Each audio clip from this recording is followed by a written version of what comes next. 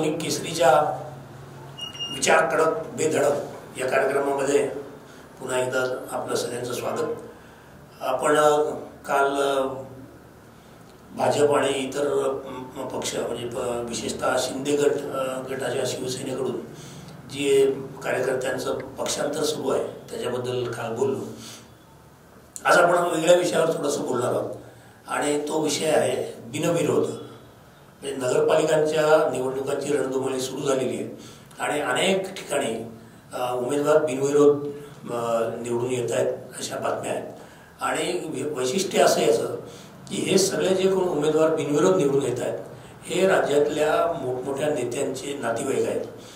आणि हे घडतंय कसं, म्हणजे अगदी महाविकास आघाडी सुद्धा पूर्ण ताकदीनिशी या निवडणुकीमध्ये उतरलेली असताना या लोकांना माघार कशी घ्यायला लावली जाते हा एक मतदारांना पडलेला प्रश्न आहे।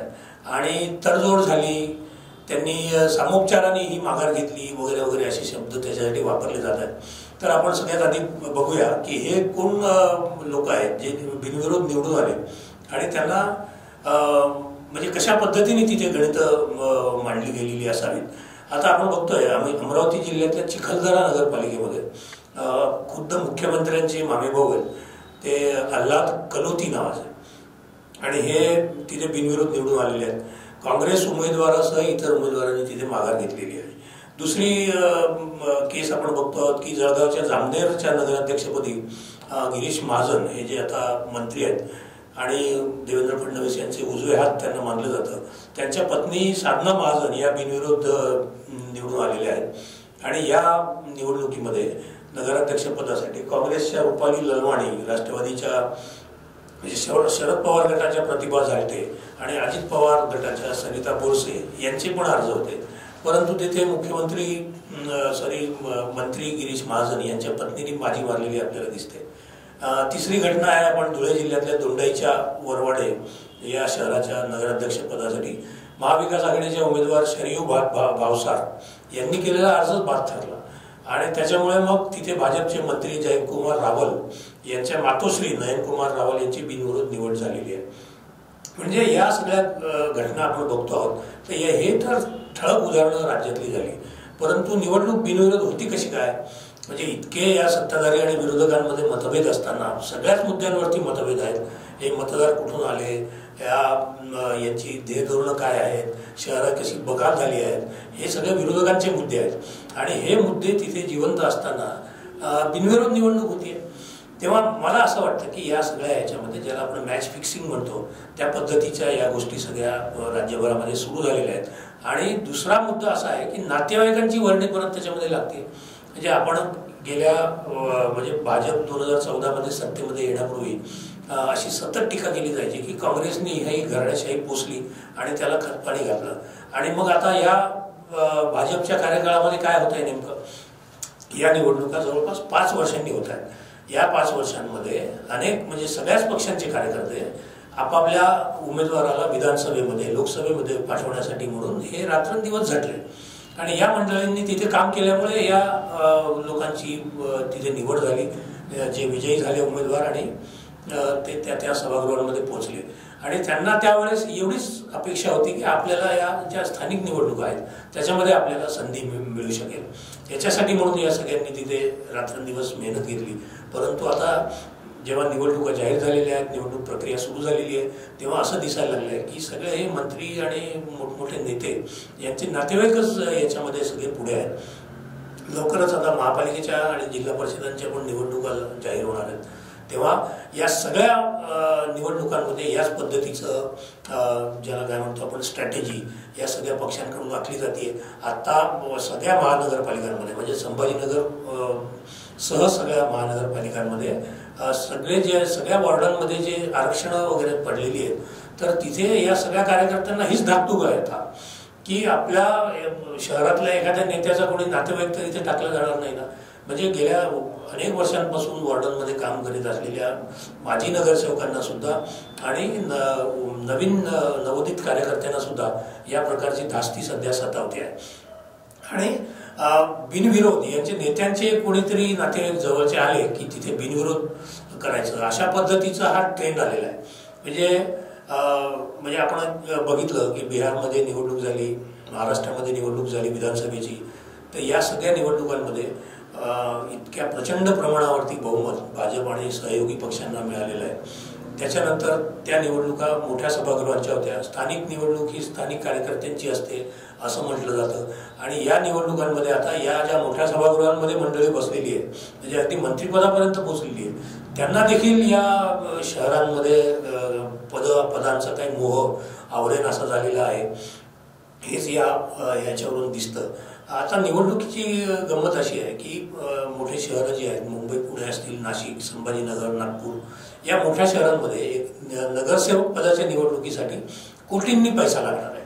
आणि ही निवडणूक लढल्यानंतर म्हणजे जर ते पद मिळालंच त्यांना, तर त्यांना पुढे पण तिथे कामाची कुठल्या प्रकारच्या कामाची संधी चांगली मिळणार आहे हे आपण हे सगळे जाणता. आपण ते रेकॉर्डवर बोलू शकत नाही, परंतु त्याच्यासाठी यांना इतका पैसा खर्च करण्याची यांची तयारी असते की पुढे आपल्याला म्हणजे याच्यातून रिटर्न्स काय मिळतील हा सगळा अभ्यास ही मंडळी करून बसलेली आहे. आणि एवढा पैसा जो लावू शकत नाही तो या निवडणुकीमध्ये मागे पडतो. आणि हा पैसा जर म्हणजे निवडणुकीच्या रणधुमाळीमध्ये लावण्यापेक्षा मग आपण जर आपल्या बिनविरोध निवडून येण्यासाठी म्हणून जर आपण प्रयत्न केले तर काय वाईट आहे, अशा पद्धतीची मानसिकता या लोकांची झालेली आहे. प्रचंड प्रमाणावरती याच्यामध्ये पैसा खर्च होणार आहे. तडजोडी झाल्या, सामोपचाराने माघार घेतली, हे शब्द आता लोकांवर फेकण्याची काही गरज नाही राहिलेली.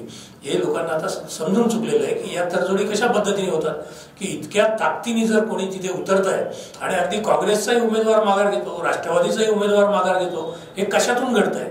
म्हणजे इतकं तर काही प्रगल्भ आपलं राजकारण राहिलेलं नाही की ठीक आहे आता मुख्यमंत्र्यांचा एखादा नातेवाईकच आहे म्हणून त्याच्यासाठी आपण माघार घेऊया, त्यांचं नाक कापलं नको जाऊ नये आणि म्हणूनच आपण माघार घेऊया. या गोष्टी केव्हा घडतील की जेव्हा एक खूप मोठा एखादा समाजसेवक, एखादा कार्यकर्ता, प्रामाणिक कार्यकर्ता जो तळागाळातून आलेला आहे आणि त्याच्यासाठी बिनविरोध झालं तर ते लोकांना पटण्याजोगं आहे.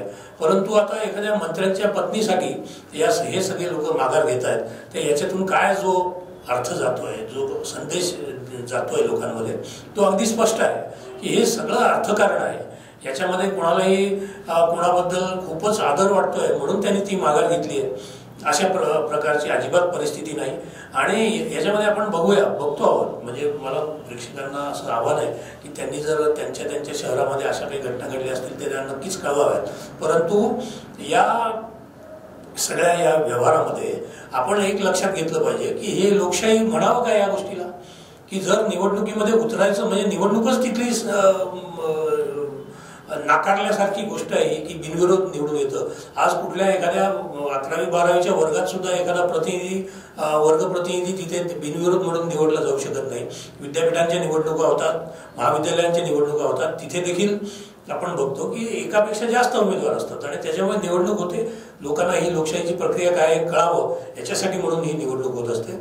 आणि इतकं सगळं करून म्हणजे एक लक्षात घेऊ आपण की जो हा सत्ताधारी वर्ग आहे, ज्याला आपण आता एनडीए म्हणूया, तर यांच्याकडे जी काही संसाधनं गेल्या 2014 पासून गोळा झालेली आहेत, त्या संसाधनांचा उपयोग तर या निवडणुकांमध्ये होत नाही ना.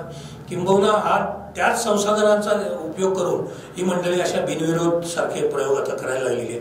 राज्यातून एखादं दुसरं उदाहरण असं घडलं तर समजू शकतो आपण, परंतु आता हा ट्रेंड निर्माण होतो की काय अशा परिस्थितीचं चित्र आहे. या सगळ्या गोष्टींमध्ये सतरंजी उचलणारे जे कार्यकर्ते आहेत, वर्षानुवर्ष जी मंडळी या क्षेत्रामध्ये आपलं नशीब आजमावून पाहत आहेत आणि ती शिक्षण घेऊन आणि कारण याच्यामध्ये बहुतेक सगळेच उमेदवार आजच्या काळातले किमान पदवीधर आहेत, अनेकांनी त्याच्याही पुढे शिक्षण घेतलेलं आहे. हे सगळं करता करता त्यांनी हे राजकीय काम केलेलं आहे, समाजसेवेची आवड म्हणून त्यांनी हे पद केलेलं आहे.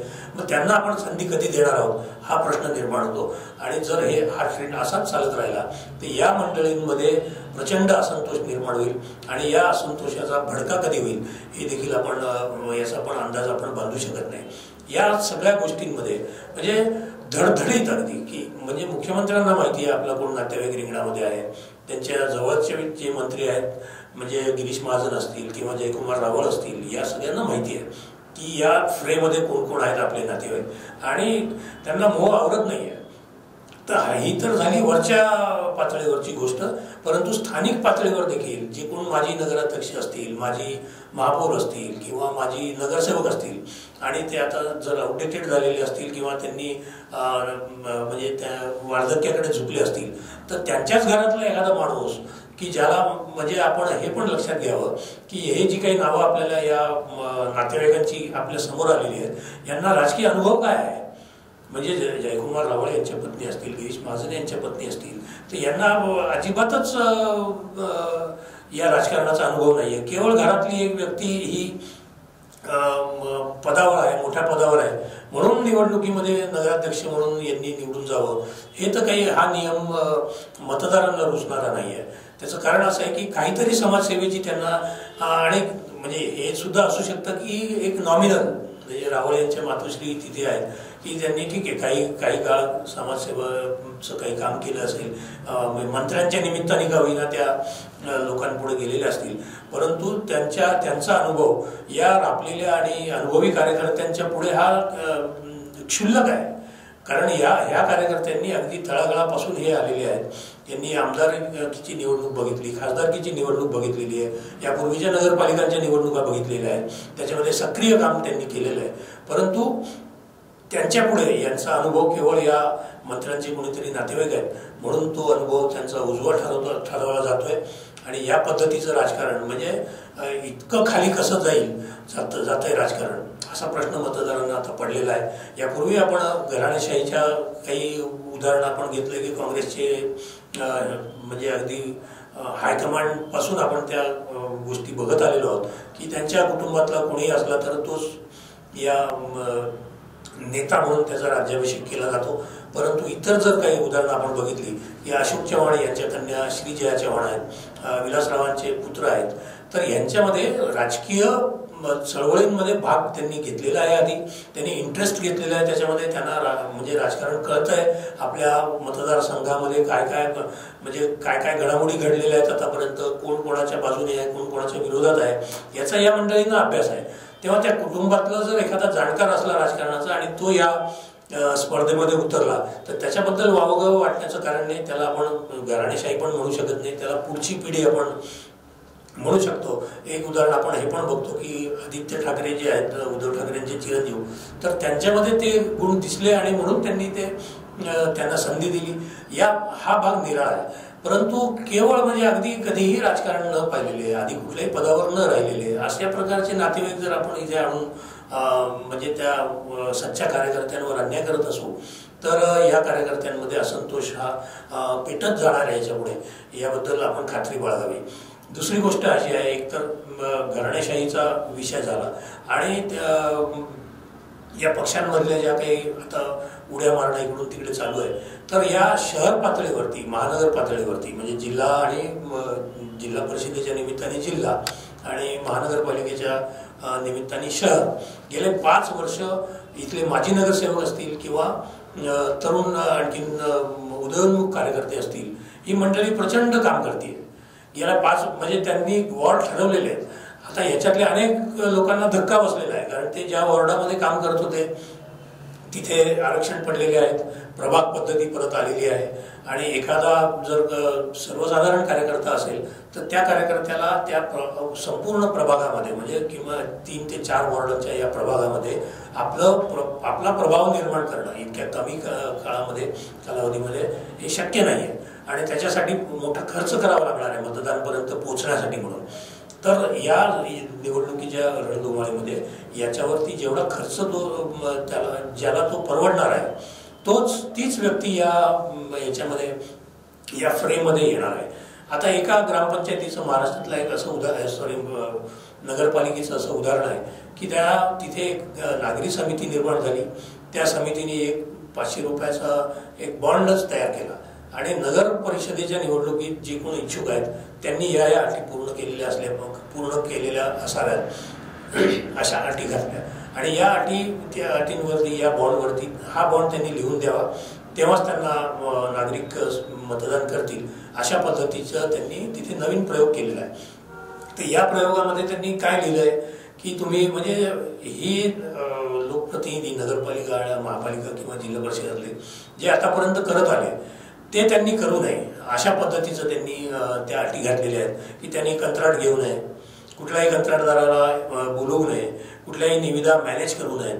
म्हणजे हे लक्षात येत आहे लोकांच्याही की या निवडणुकीमध्ये हे जे कोण निवडून जाणार आहेत की हे काय वागणार आहेत आणि ते तसं वागू नका चुकीचं, या पद्धतीच्या बॉन्डिंग म्हणजे बाइंडिंग त्यांच्यावरती ते टाकलं जात आहे, बॉन्ड पेपरवर लिहून घेतलं जात आहे. हा प्रयोग किती यशस्वी होईल नाही होईल सांगता येत नाही, परंतु प्रत्येक शहरामध्ये जर एवढ्या जागरूकतेने जर नागरिकांनी काम केलं तर निश्चितच हे जे काय भ्रष्टाचाराचं सगळं कुरण बनलेलं आहे नगरपालिका, महापालिका, जिल्हा परिषदा, तर हे निश्चितच चित्र बदलेल. परंतु नागरिक इतके जागरूक होणार आहेत का? ते त्यांच्या दारामध्ये आलेल्या उमेदवारांना ते हे खडसावून विचारू शकतात का? तर ही पण परिस्थिती आज राहिलेली आहे. त्याचं कारण असं आहे की आपण आता बघतो आहोत की निवडणुकीपूर्वी आपल्याकडे विधानसभेच्या लाडकी बहीण योजना आली. लाडकी बहीण योजना आल्यानंतर ही कोणी आणली? तर सत्तेतल्या 3 पक्षांना याचं श्रेय मतदार देतात. ती ठीक आहे, एकनाथ शिंदे यांनी आणली आणि त्याच्यानंतर यांनी मुख्यमंत्र्यांनी ती मान्य केली, अजित पवारांनी आपल्या अर्थ खात्यातून त्याच्यासाठी तरतूद केली. म्हणजे हे कलेक्टिव्ह हे योजना आहे, अशा पद्धतीने लोक त्यांच्याकडे बघतात. मग काय झालं की ह्या ज्या लाडक्या बहिणी आहेत त्यांना परत या निवडणुकीत सुद्धा हेच सांगणार की बघा तुम्हाला आम्ही दर महिन्याला 1,500 रुपये टाकतोय खात्यामध्ये, तेव्हा त्याचं काहीतरी आम्हाला तुम्ही रिटर्न्स द्या. तर हे रिटर्न्स सगळे मागितले जाणार आहेत.